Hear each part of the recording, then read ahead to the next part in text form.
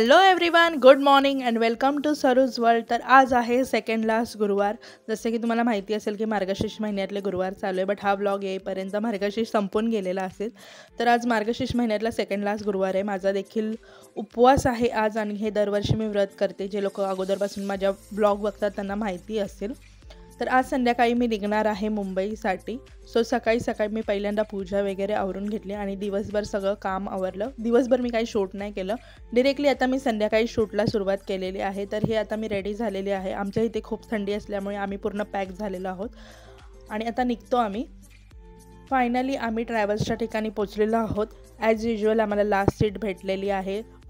लग्नाचा सीझन असल्यामुळे ट्रॅव्हल्स सगळ्या बुक आहेत आणि मिस्टर आम्हाला सोडायला आले होते पीतमपूरला. तुम्हाला माहितीच असेल आम्ही पीतमपूरवरून नेहमी ट्रॅव्हल्स पकडतो. तर मिस्टर नाही येणार आहेत कारण की मिस्टरांना काही सुट्ट्या नाही आहेत. सो आता आम्ही 8-10 दिवस तरी म्हणता येईल, कारण की आता रिद्वीला देखील क्रिसमसची सुट्टी आहे, त्यामुळे 8-10 दिवस तर आम्ही मुंबईलाच राहणार आहोत. तर फायनली आमचा मुंबईसाठी प्रवास सुरू झालेला आहे. यानंतर मी काहीच शूट केलं नाही कारण की माझा अचानक BP लो झालेला आणि खूपच घाण सीन झाला माझ्यासोबत. त्यामुळे मी नंतर काही शूट नाही केलं. मी डिरेक्टली दुसऱ्या दिवशी मॉर्निंगला शूट केलं. तर आता मी बसलेली आहे ट्रेनमध्ये.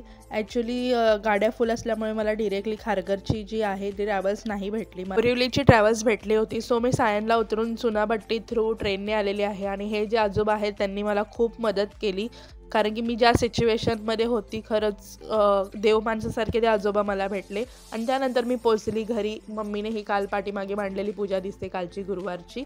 तर दिवसभर मी पुन्हा आराम केला, काहीच शूट केलं नाही नंतर. तर आज आहे सेकंड डे आणि आम्ही चाललो आहोत लग्नासाठी. तर लग्न आहे अलिबाग रेवस या ठिकाणी आणि मी आणि रिद्वी निघालेलो आहोत. आणि मी मम्मीला पण सोबत घेऊन चालले कारण की पप्पा ऑलरेडी गावाला गेलेले होते. सौरवचा जॉब चालू आहे, त्यामुळे मी बोलले तू घरात बसून एकटे काय करणार, चल तेवढे 2 दिवस बाहेर. तर आज आहे सोनूची हळद आणि उद्या लग्न आहे. तर जे लोक माझ्या कॉन्टॅक्टमध्ये आहे त्यांना माहितीच असेल माझी कोणती मैत्रीण, आणि ज्या लोकांना नाही माहिती त्यांना तर पुढे व्लॉगमध्ये कळेलच की कोणत्या माझ्या मैत्रिणीचं लग्न आहे. त्यानंतर फायनली आम्ही सगळेजण भेटलेले आहोत लग्नासाठी जाण्यासाठी. तर हे आम्ही भाऊच्या धक्क्याला सगळेजण पुन्हा एकत्र भेटलो. तर माझे सगळे फ्रेंड्स कुर्ल्याला राहतात, तर तिकडून आम्ही सगळेजण भाऊच्या धक्क्यावर भेटायचं ठरवलं, कारण की भाऊच्या धक्क्यावरून आम्ही जाणार आहोत बोटीने अलिबाग रेवससाठी. तर भाऊचा धक्का ज्यांनी कोणी नाही बघितला त्यांच्यासाठी मी पुन्हा शूट करून टाकते.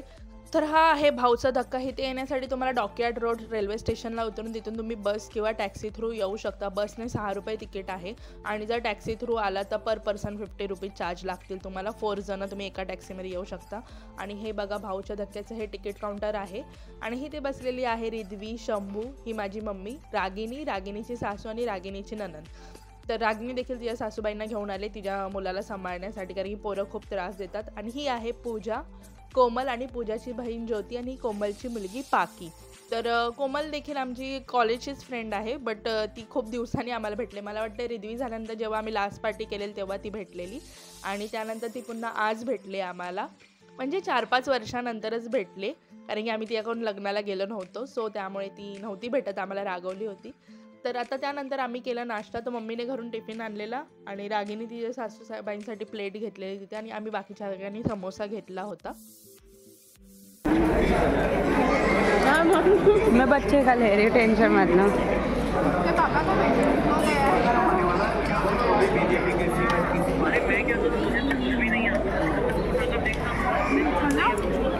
त्यानंतर आमचं खाऊन पिऊन झालं. ॲक्च्युली आम्ही 12 वाजताच पोचलो होतो. आम्हाला माहिती होतं की 1ची बोट आहे as per time table, but आज 1ची बोट कॅन्सल केलेली आणि 2ची बोट होती. मग एवढा वेळ काय करणार, तर आम्ही मग असंच रील्स वगैरे टाईमपास करत बसलेलो.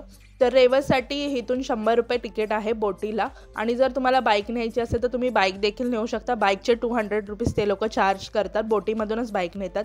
आणि जर बाईक तुम्हाला कार जायचं असेल, कार वगैरे घेऊन जायचं असेल तर त्याचं दुसरं बंदर आहे. तिथून मोठ्या शिप निघतात आणि तिथून तुम्ही कार वगैरे देखील घेऊन जाऊ शकता, पण पर पर्सन तिथे 350 रुपीज चार्जेस आहेत. आणि फायनली आम्ही बोटमध्ये बसलेलो आहे. ही बोट जी आहे ही रेवसला जाणारी आहे आणि पलीकडची बोट आहे ती मुंबई दर्शनची आहे. आणि सगळ्यांना लाईव्ह जॅकेट दिलेलं होतं, कारण की गेल्याच आठवड्यात गेट ऑफ इंडियाचा सीन झालेला जिथे बोट बुडाली होती, त्यामुळे लाईव्ह जॅकेट जे आहे कंपल्सरी केलेलं होतं. आणि आम्ही सगळे वेट करत होतो की कधी एकदा बोट स्टार्ट होते, कारण की इथून रेवस देखील पावणे 2 तास नाही तरी तुम्ही 2 तास तरी पकडा. तर 2 तास तरी लागतील आम्हाला पोचण्यासाठी. तर आम्ही वेट करत होतो कधी एकदा बोट चालू होते आणि फायनली बोट जी आहे ती चालू झालेली आहे. सगळेच खूप खुश झाले होते आणि मम्मी तर आमची जास्तच खुश होती. आणि कोमल बघा, कोमल खूप वैतागली होती कारण की तिची मुलगी तिला खूप त्रास देत होती आणि ती कोणाकडे जात देखील नव्हती. तिला सवय नसल्यामुळे लहान मुलांचं तसंच असतं. आणि ही ते बघा रागिणीची चालू आहे मेहंदी काढायची कारण की ती ऑफिसला जाते, सो तिला काही टाईम नाही भेटला मेहंदी काढायला. तर बाकी सगळे घरून आले होते मेहंदी काढून आणि ज्योती तिचं मोबाईलमध्ये बसलेली. आणि रागिणीच्या ज्या सासूबाई आहेत त्यांनी शंभूला घेतलं होतं आणि रिद्वी बघा, रिद्वी तर तिच्याच ह्याच्यात होती. तर अशा प्रकारे सगळ्यांचं स्टार्टिंगला तर काही नाही, सगळं आमचं आरामशीर चालू होतं. चप्पल नहीं उड़ता. फिर से हाँ नहीं, तुम दोनों हार गए. हाँ और मछली किधर उड़ती है? मछली नहीं उड़ती. फिर से खरगोश भी नहीं उड़ता. क्या उड़ता है? चिड़िया उड़, मैना उड़, कौवा उड़. कौवा भी उड़ता है कौवा. येड़ी. आम चोरी चप्पा चोरी.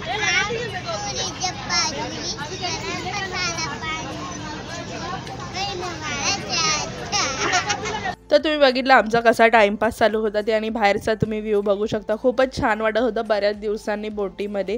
आणि बोटीमध्ये जास्त वेळचा प्रवास असल्यामुळे खूपच छान वाटतं. तर मी तुम्हाला सांगते माझ्यासोबत काय घडलं होतं ट्रॅव्हल्समध्ये. माझा अचानक BP लो झाला आणि नेहमी जे मी इलेक्ट्रॉल पावडर कॅरी करते ते देखील मी त्या दिवशी विसरली होती. आणि जेव्हा हॉटेलवरती गाडी थांबली तर तेव्हा मला समजलं की तिथे काही मेडिकल पण नाही आहे आणि कुठेच काही भेटत नव्हतं. मग त्यामुळे मला एंड मुवमेंटला एवढी चक्कर यायला लागली. नंतर मग मी मिस्टरांना कॉल केला, बोलले तुम्ही आत्ताच्या आत्ता मला घ्यायला या. तर मिस्टर बोलले आता MP मध्ये कुठल्या हॉटेलवर गाडी थांबले, काय इथलं लोकेशन पण माहीत नाही, एवढ्या रात्रीचं कुठे घ्यायला येणार. मग ते मला बोलले की कोण असेल तर त्यांच्याकडे फोन दे. मग मी आमचे जे ड्रायव्हर होते त्यांच्याकडे फोन दिला. मग त्यांनी सांगितलं. मग अशा प्रकारे आमचं झालं. मग मी लिंबू पाणी घेतलं, हॉटेलवरती पिली आणि झोपून गेली. तर नशीब मला रात्रभर काही झालं नाही. बट मला खूप टेन्शन होतं कारण की रिद्वी होती माझ्यासोबत आणि तिला एक तर काही समजत पण नाही, काय मला काय झालं तर ती कोणाला काय सांगणार. त्यामुळे त्यांना लक्ष ठेवायला सांगितलंच होतं. सेकंड डेला जे मी बोलली आजोबा भेटले, त्यांनी मला खूप हेल्प केली. ते पनवेलला राहणारे होते. तर ते मला बोलले तू देखील मला माझ्या मुलीसारखीच आहे, कुठे राहते तू वगैरे सगळं. मग त्यांनी आम्ही सायनला उतरलो कारण की डिरेक्टली गाडी तर मला खारघरची भेटली नव्हती, गाड्या फुल होत्या त्यामुळे. सो आम्ही सायनला उतरलो. सायनवरून चुनाभट्टीला ऑटो थ्रू गेलो आणि मग चुनाभट्टीवरून आम्हाला ट्रेन भेटली खारघरसाठी, पनवेलची ट्रेन. मग ते काकांनीच माझ्या बॅगा उचललेल्या कारण की मी त्या दिवशी त्या कंडिशनमध्येच नव्हती की काय करावं आणि काय नाही. आणि सौरवला जरी घ्यायचं बोललं तर सौरवचं ऑफिस 9चं ऑफिस होतं आणि ऐरोलीला तो बोला उतरलीस तर मी घ्यायला येईन. बट गाडी लेट झाल्यामुळे मी काय ऐरोलीला उतरली नाही. ठाण्यावरून भरपूरच लांब पडतं रेल्वे स्टेशन आणि मग त्यामुळे ठाण्याला देखील उतरली नाही. घाटकोपरला उतरायचं तर रोडचं काम चालू होतं. म्हणजे बोलतात ना तो दिवस मला वाटते काय घडणार होतं माझ्यासोबत काय माहीत नाही. बट सुदैवाने म्हणतात ना आपली कुठेतरी चांगली कर्म असतात. तर देवाच्या रूपात ते मला आजोबा भेटले. मग त्यांनी मला खारघर स्टेशनला सोडलं उतरून. त्यांनी ते स्पेशली माझ्यासाठी उतरले माझ्या बॅगा वगैरे घेऊन आणि नंतर मग त्यांनी पुन्हा दुसरी ट्रेन पकडली. मग नंतर मी खारघरला जेव्हा सौरवला फोन केला, मग सौरव मला घ्यायला आला खारघरला स्टेशनला आणि मग तिथून मग मी तशी घरी गेली. त्यामुळे मग मी दिवसभर काही शूट केलं नाही. मी ह्यावेळी ट्रॅव्हल्समध्ये पण काही शूट नाही केलं. घरी जाऊन मग मी आराम केला पूर्ण दिवस कारण की दुसऱ्या दिवशी लग्न होतं. 2 दिवस परत लग्नामध्ये जाणार होते ट्रॅव्हलिंगमध्ये. म्हणजे मला वाटतं फर्स्ट टाईम लाईफमध्ये माझ्यासोबत असं काही घडलं. तर वेळ काही सांगून येत नाही. सो तुम्ही जर तुमच्यासोबत कोण लहान मूल वगैरे घेऊन जात असाल तर काळजी घ्या ट्रॅव्हलिंगमध्ये कारण की ही वेळ मला वाटतं कोणावरतीच येऊ नये. आणि इथून पुढे मी देखील एकटी ट्रॅव्हल करताना आता मला 10 वेळा विचार करावा लागेल. कदाचित मला वाटतं मेहंदीच्या वासामुळे देखील झालं असेल किंवा मी दिवसभर काही खाल्लं नव्हतं, उपवास होता त्या दिवशी, माहीत नाही कशामुळे झालं. बट अशी वेळ कोणावरच येऊ नये. तर असा सीन झाला माझ्यासोबत. तर आता तुम्ही बघू शकता मम्मी खूप पेशन्स घेऊन बसलेली आहे. कुरकुरे तर तिला देखील ते बर्डला द्यायचे होते. पण मी बोलले होते की बर्ड काय लगेच येत नाही, त्याला खूप 10 तास असं घेऊन बसावं लागतं. कारण की आम्ही एकतर बसलो होतो ग्राउंड फ्लोअरला, वरच्या फ्लोअरला देखील माणसं खायला टाकतात. त्यामुळे शक्यतो खूप कमी येतात. तर बघू शकता नेलेलं आहे मम्मीचं फायनली. आणि त्यानंतर होता माझा टर्न. आणि मी मम्मीला बोललेली व्हिडिओ काढ. तर आणि एका साईडला रिद्वीचा देखील गोंधळ चालू होता. ती बोलत होती मला कुरकुरे खायला घेतलेत का त्या लोकांना खायला घेतलेत. आणि हे बघा पक्षी मला कसे तरसवतेत. माझ्या वेळी तर खूपच मजा आली. म्हणजे असे पक्षी जवळ यायचे आणि निघून जायचे. हे फायनली खाल्लेलं आहे. आणि इथे तुम्ही बघू शकता रागिनीची मेहंदी अर्धी झालेली आहे, अर्धी बाकी आहे. अजून दुसरा हात बाकी आहे काढायचा. आणि इथे ज्योती बघा किती गममध्ये बसले, पूर्ण मोबाईलमध्ये मुग्ध झालेली आहे. ज्योति कुछ गम में है? ज्योति क्या हो गया? कुछ दुख है तेरे को? बहन ने चाटा लगाया? बाकी देखो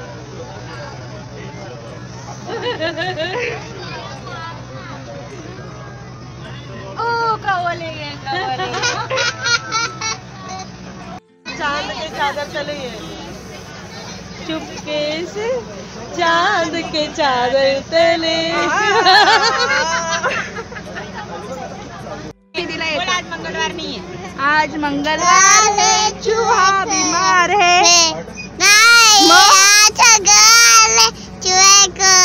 बुखार है, अच्छा ऐसा है।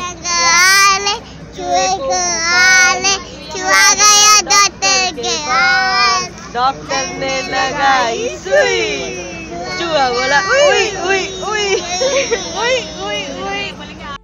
बड़े मजेदार टमाटर बड़े मजेदार, एक दिन उसको चींटी ने खाया, हाथी को भी बड़ा मजेदार।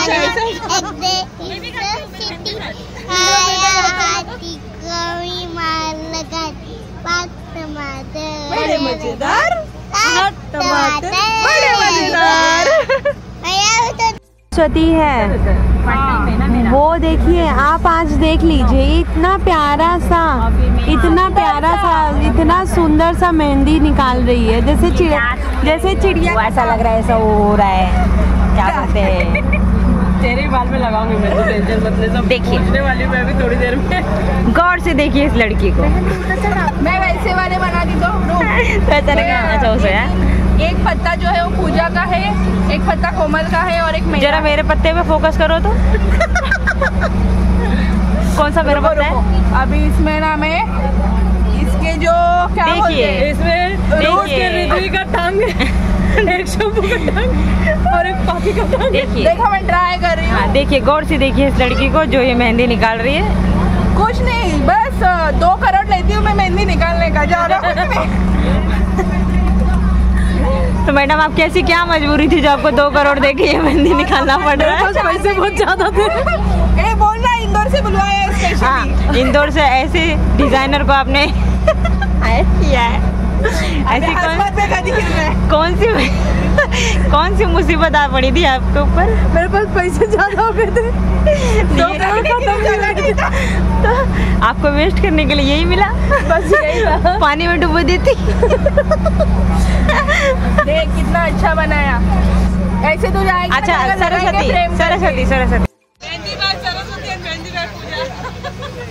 थँक यू मंडळ आपला आभारी आहे। आता आम्ही सगळेजण उठून उभा राहिलेलो आहोत, कारण की रेवस बंदर जवळ आलेला आहे. खूपच कंटाळा आला होता 2 तास बसून. तर आम्ही मग असं वेट करत होतो की कधी एकदा आम्ही पोहोचतोय.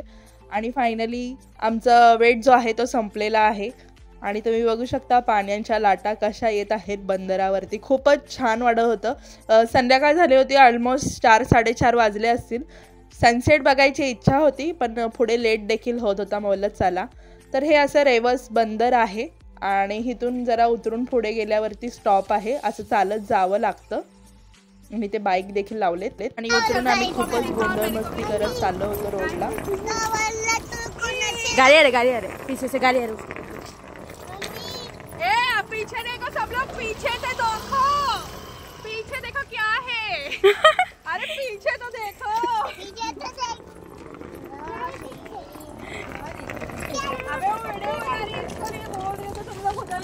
हाँ जाओ ना, तुम लोग जाओ ना, अभी देख रहे सब लोग जा रहे शादी में। पकड़ो तर फायनली आम्ही स्टॉपला येऊन पोचलेलो आहे आणि सगळेच खूप वैतागलेले होते. स्पेशली ज्यांची लहान मुलं आहेत ते लोक खूपच वैतागलेले, पोरांना उचलून घेऊन जास्तीत जास्त कोमल खूपच वैतागली होती कारण की ती मुलगी खूप त्रास देत होती. तर इथून आम्हाला सोनूचा भाऊ येणार आहे पिकअप करण्यासाठी, तर आम्ही त्याचाच वेट करत थांबलो होतो. आणि सगळ्यात खुश तर ही 2 पोरं होती कारण की त्यांची खूपच मजा चाललेली होती. बिचाऱ्यांना कोण काहीच बोलत नव्हतं, काही करा काही नाही. तर कसा वाटला आजचा व्लॉग मला कमेंटमध्ये नक्कीच सांगा. आजच्या व्लॉगचा एंड मी इथेच करते. भेटूया आपण नेक्स्ट व्लॉगमध्ये. Till then bye, take care.